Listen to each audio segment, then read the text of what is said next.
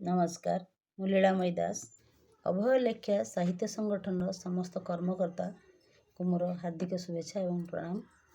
ସମସ୍ତ କବି କବୟିତ୍ରୀମାନଙ୍କୁ ମୋର ପ୍ରଣାମ ଜଣାଇ ମୁଁ ମୋର ଏକ କ୍ଷୁଦ୍ର କବିତା ଆବୃତ୍ତି କରିବା ପାଇଁ ଯାଉଛି। ମୋର କବିତାର ଶୀର୍ଷକ ହାର। ମୁଁ ଏକ ହାରି ଯାଇଥିବା ସୈନିକ, ମୁଁ ଏକ ପଥ ହରାଇଥିବା ପଥିକ। ଯୋଦ୍ଧା ମୁଁ ଆଜି ଅସ୍ତ୍ରହୀନ ହୋଇଯାଇଛି, ସୈନିକ ମୁଁ କାରାଗାରରେ ଦିନ କାଟୁଛି। କର୍ମଭୂମି ମୋର ବାଟ ଚାହିଁ ବସିଛି, ମାତୃଭୂମି ମୋର ପ୍ରତି ଝଲକକୁ ଖୋଜୁଛି। ଜୀବନ ଯୁଦ୍ଧରେ ହାରି ମୁଁ ଯାଇଛି, ନିଃସ୍ୱ ଆଜି କର୍ମହୀନ ହୋଇଯାଇଛି। ଆଜି ତ ବଞ୍ଚିଛି, ଜୀବନ ତ ଅଛି, କାଲିର ଠିକଣା ନାହିଁ। ବୃତ୍ତିହୀନ ବୁଦ୍ଧିହୀନ ହୋଇଯାଇଛି, ଅସହାୟ ହୋଇନାହିଁ। ସାହସ ସଞ୍ଚରି ସଂଘର୍ଷ କରି ବଞ୍ଚୁଛି ମୁଁ ବଞ୍ଚୁଥିବି। ଜୀବନ ଯୁଦ୍ଧରେ ହାରିଗଲେ ମଧ୍ୟ ବଞ୍ଚିବା ଛାଡ଼ିବି ନାହିଁ, ବଞ୍ଚିବା ଛାଡ଼ିବି ନାହିଁ। ନମସ୍କାର।